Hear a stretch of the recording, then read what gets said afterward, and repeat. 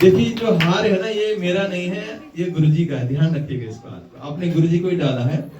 एक बारी एक कथा में हम गए, विष्णु सशस्त्र विष्णु अनेकों करोड़ों करोड़ों विष्णु करोड़ों करोड़ों लक्ष्मी वहां पे सेवा कर रही है। तो भगवान की लक्ष्मी की जरूरत नहीं है ना। भगवान को किसी बल की जरूरत नहीं, क्योंकि वो स्वयं संपूर्ण बलवान है। भगवान को ज्ञान की जरूरत नहीं, वो स्वयं क्या है, स्वयं ज्ञानवान है। भगवान को दया की जरूरत नहीं, भगवान सबसे बड़े दयावान है। और भगवान को किसी सुंदरता की जरूरत नहीं कि मैं बहुत सुंदर जाके भगवान के सामने रहूंगी या रहूंगा। भगवान को इसकी भी जरूरत नहीं है, क्योंकि वो सबसे सुंदर है ना। इसलिए 6 रूप से भगवान, पूर्ण रूप से भगवान, किसी से लेने की जरूरत नहीं है, उनके पास पूर्ण रूप से है। तो भगवान को चाहिए क्या, क्या चाहिए भगवान को? बताइए। भाव, भक्ति। हाँ, भगवान को भक्ति भाव, ये तो थोड़ा बाद में आएगा, क्योंकि श्रवणम बंदनम विष्णु स्मरण। पहले सबसे पहले श्रवण सुनना, सब सुनने के लिए सबसे पहले श्रद्धा, आपकी श्रद्धा चाहिए। श्रद्धा कहीं जाएगा तो साधु संग होगा। दूसरे नंबर में आए साधु संग, भक्तों का संग। सबसे पहले आपकी श्रद्धा, फिर आपकी साधु संग। अब साधुओं के बाद, भक्तों के बाद क्या देंगे? इस भाव से जाना है कि हमें आगे भक्ति चाहिए। तो साधु लोग क्या देंगे? साधु को पता है कि संसार क्या है, संसार क्या है, ये जन्म मृत्यु और जरा व्याधि का ये संसार है, ये कभी भी किसी टाइम शरीर छूट सकता है। इसलिए साधु क्या देंगे? वो आपको भजन क्रिया सुनाएंगे कि देखो आप ये भजन क्रिया करो, ऐसी भजन करो। जैसे हम भजन करेंगे तो हमारे अंदर क्या होगा? हमारे अंदर जो अनर्थ है, इसी जन्म का अनर्थ नहीं है, अनेकों अनेकों जन्मों का जो अनर्थ है, अनर्थ है क्या? काम, क्रोध, लोभ, मोह, मद, मत्सर, ये जो 6 चीजें हैं हमारे अंदर भर भर के एक एक नस के अंदर है। तो इसको भजन क्रिया जब हम करेंगे तो काम, क्रोध, लोभ, मोह, मद, मत्सर, ईर्ष्या, द्वेष इसमें से निकलना शुरू होगा। जितना हम करेंगे, जितना भक्तों का संग करेंगे, जितना भजन करेंगे, उतनी उतनी जल्दी इसको निकलना शुरू होगा।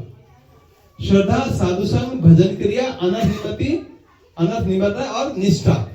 आगे अब आपके जैसे अनर्थ निकलेंगे तो आपके अंदर एक निष्ठा आएगा। प्रभु जी आ जाइए बड़ी जगह, तो आपके अंदर निष्ठा आएगी। हाँ भाई, मुझे तो कथा सुनना है, मुझे तो हरिनाम करना ही करना है, मैं तो भगवान को भोग लगा के प्रसाद पाऊंगी, मैं कथा में जाऊंगी, मैं वृंदावन जाऊंगी, मैं संतों की सेवा करूंगी, ऐसी भाव आपके अंदर निष्ठा आ जाएगी। करना ही करना है, जाना ही जाना है ना? श्रद्धा, साधु संग, भजन क्रिया, अनर्थ निर्मति, निष्ठा। आगे क्या आएगा?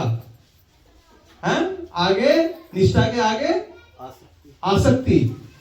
आसक्ति इतनी होगी कि अरे जल्दी जल्दी चलिए, जैसे मैं लेट हो गया हूं, परंतु आप लोग की आसक्ति आज हमारे आनंद प्रभु के अंदर गृहस्थ प्रवेश है ना, तो आज गृहस्थ प्रवेश है, तो आसक्ति थी ना, हमें जाना ही जाना है, क्योंकि हमारी रिश्तेदारी है, हमारे कजन है, तो जाना ही जाना, उन्हें बड़े प्रेम से बुलाया। आसक्ति है ना आगे सारे।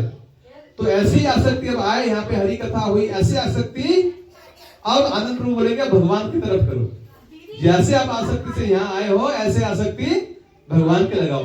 निष्ठा, रुचि, अब आखिरी में आ गई रुचि। आसक्ति हो गई रुचि। अब हमारे अंदर रुचि भी आएगी कि हमारे अंदर रुचि बढ़ेगी और हरिनाम करेंगे और भगवान की सेवा करेंगे और कथा अमृत का पान करेंगे। फिर उसके बाद आएगा जो आप लोग ने बोला भाव। ये 8वें नंबर में आया भाव। भाव इतनी जल्दी नहीं आएगा। अभी हम लोग श्रद्धा को भी भाव समझते हैं, है ना, भजन को भी भाव समझते, सबको भाव ही समझते, परंतु भाव की जो स्थिति है ये 8वें नंबर में है और 9वें नंबर में है प्रेम। फिर भगवान से आपका प्रेम हो जाएगा। जो संसार से हम लोग प्रेम करते हैं संसार पे, वही प्रेम उठ के भगवान के श्री चरणों में प्रेम होना शुरू हो जाएगा। संतों से प्रेम होगा, भक्तों से प्रेम होगा, है ना। अब भक्तों से प्रेम है। अब प्रभु जी 20 साल से हमें जानते हैं, अब प्रेम है तभी तो उन्होंने 10 बार फोन करा, प्रभु जी आइए आइए आइए। अब हमारा भी प्रेम है, हमने ना आंधी तूफान हम कहां पे फ्री भी की, प्रभु जी ने बुलाया तो हम वहां पे जरूर जाएंगे, है ना। ये होता है आसक्ति, निष्ठा, रुचि और भाव और प्रेम। तो ऐसे ही प्रेम हमारे भगवान के साथ हो जाएगा। इसलिए हर एक चीज अलग अलग अलग अलग है। तो भाव की स्थिति बहुत ऊपर है। तो हम इस शरीर से हम श्रद्धा भी ला सकते हैं, जितनी श्रद्धा लाइए, है ना। श्रद्धा भक्तों का संग भी कर पाओगे आप, है ना। अनर्थ निवृत्ति इसी शरीर में हो जाएगा, है ना। इसके बाद धीरे धीरे करते करते आपकी निष्ठा भी हो जाएगी, आसक्ति भी हो जाएगी, रुचि भी हो जाएगी। परंतु भाव जो है इस शरीर से प्राप्ति नहीं हो सकती। इस शरीर से भाव की प्राप्ति नहीं हो सकती। भाव की प्राप्ति के लिए आगे कौन? स्वयं भगवान की अंतरंग शक्ति श्री राधा जी, किशोरी जी, और भगवान की जो सेवक है कौन? बलदेव जी, बलराम जी, जिनको बोलते हैं सांदीपनी शक्ति, और श्री जी राधा रानी की जो है भगवान की अंतरंग शक्ति, आराधनी शक्ति। ये दोनों की शक्तियों की कृपा, करुणामयी कृपा, आपकी भजन के माध्यम से, आपकी जितना भी शरीर से आपने भाव या जो भी प्रेम की से, निष्ठा से, रुचि से, आसक्ति से जो आपने सेवा करा, उसी सेवा के माध्यम से उनकी जो दोनों सांदीपनी शक्ति स्वयं बलदेव जी, स्वयं नित्यानंद प्रभु, और कौन? स्वयं किशोरी जी, स्वयं राधा रानी, आराधनी शक्ति की जो करुणामयी किरण है, वो किरणें जब आपके हृदय में आएगी, फिर वहां पे भाव उत्पन्न होगा। जब तक ये शरीर लगभग दिख रहा है ऐसा, और आप इस शरीर से ऊपर उठ चुके होंगे जहां पे भाव की स्थिति होगा, फिर उसका प्रेम तो बहुत ऊपर है, बहुत ऊपर है प्रेम। तो आज कुछ ऐसे ही कुछ हम 10-15 मिनट के लिए एक ऐसी चर्चा करेंगे जो हमारा जो भजन का लक्ष्य कहां से कहां है। तो आज क्या है? आज बसंत पंचमी। ये बसंत पंचमी क्यों है? बसंत पंचमी क्यों है? खास करके इस बात को हम ध्यान रखेंगे, ये जितने भी त्योहार है, बसंत पंचमी है, जो 6 ऋतु है, 6 ऋतु है, ये हमारी केवल ये धर्म क्षेत्र भारत भूमि में ही है, इसके अलावा कहीं और ऐसा नहीं है। कहीं पे 5 ऋतु है, कहीं पे 4 ऋतु है, कहीं पे 2 ऋतु है।